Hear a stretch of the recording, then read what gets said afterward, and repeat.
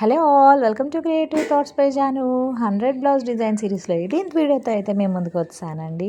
So ఈరోజు కూడా ఒక యూనిక్ డిజైన్ అయితే మేము ముందుకు తీసుకొచ్చాను. బట్ చూడడానికి సింపుల్గా ఉంటుంది, బట్ యూనిక్గా ఉంటుందండి.